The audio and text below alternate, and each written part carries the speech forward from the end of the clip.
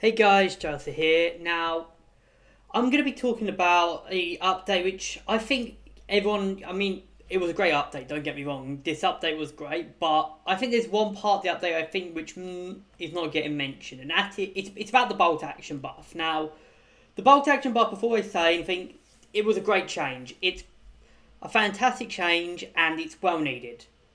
However, there's one problem with it. It's made semi-autos completely useless. Now, when I say semi-automatics, I am not talking about stuff like the FG42, the M2 Carbine, the AVS, the AVT, the select fire weapons. I'm not talking about them. They are still unbelievably powerful and are still top tier weapons. No, what I'm talking about is stuff like the Johnson, stuff like the Garand, the Gavir 41 and the 43, the ZH, the SVT, those kind of weapons. This buff has pretty much nerfed these weapons. Because the problem with... Now, if you don't know, semi-autos used to fill a bit of a cool niche in a way. Basically, bolt actions were very precise, but they weren't good in close range. Select fires are great everywhere, and are pretty much great upgrades to all. But the regular semi-autos, they were kind of like a niche between the two. They could be used at longer ranges, like the bolt actions, but they could also be used at short range. So really, they were kind of like the best of both worlds.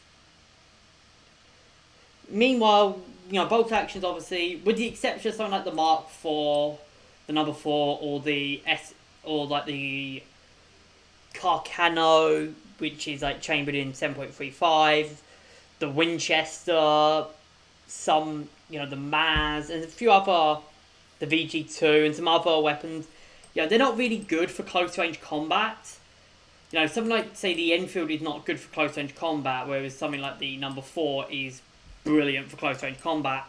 It's brilliant for, the number 4 is slapped at all ranges, whereas something like the Enfield, it's good at most ranges, but it's just not as good as something like the number 4.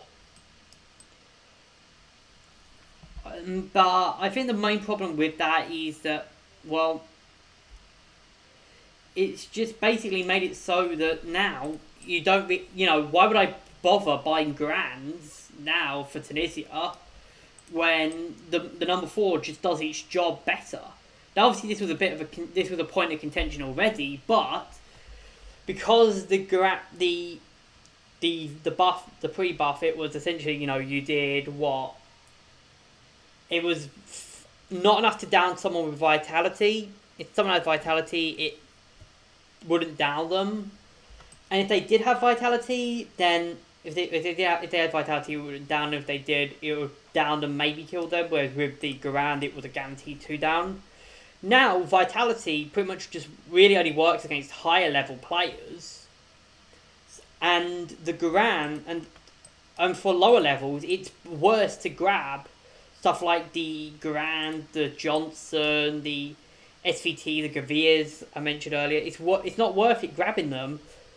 And it hasn't changed the problem of the FG42 and the M2 Carbine slapping in the late game. The FG42, even though it's been nerfed, still is insanely powerful. This thing still will shred.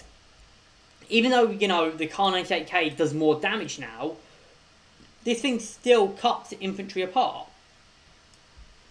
This thing still cuts people apart. The M2 Carbine still cuts people apart.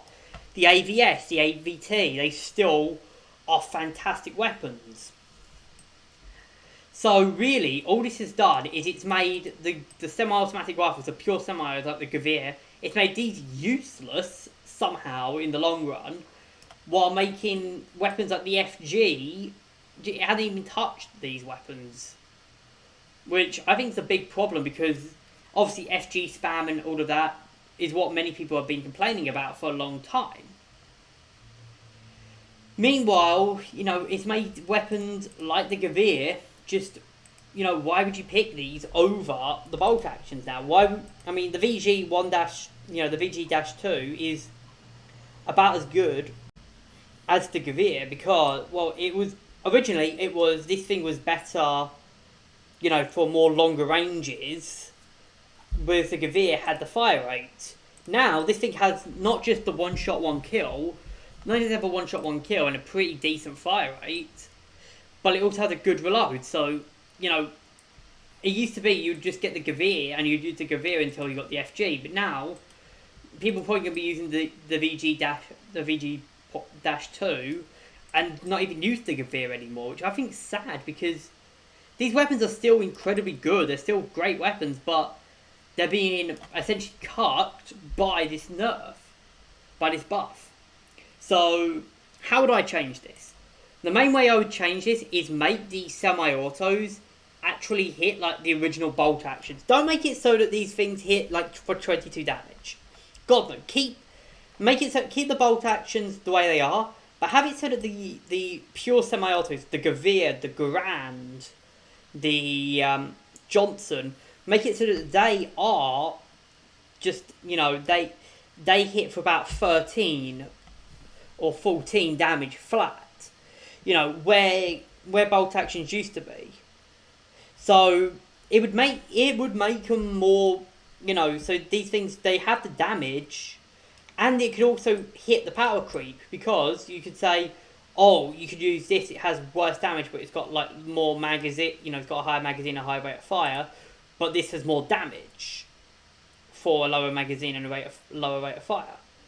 With this thing, you can down someone in close range, whereas with the FG you can't really do that. I mean, you still can with the FG, you're still hitting for 12. That's pretty much going to guarantee down someone who doesn't have vitality. That almost guarantees down someone without vitality. But yeah, I don't know. I'm just throwing out an idea here, which obviously I think some people. I'm not saying it's a bad update. I think it's a great needed update, and it will help in the long term. But I think what they've done is they've accidentally made it so that it's now a all or nothing situation, especially in campaigns like Moscow, where basically it's made it so that in campaigns with select fire weapons like Berlin and Normandy, it's an all or nothing. So you're going to be using the bolt actions until really late into the campaign, whereas if you were using something like, originally it used to be you'd use these for a small part of the campaign, then you'd get the Gavir, and you'd use this for most of the campaign. But now you're going to be seeing, now you're definitely going to be seeing a lot of cars and stuff like this, but it's really shoved these rifles into a really bad spot.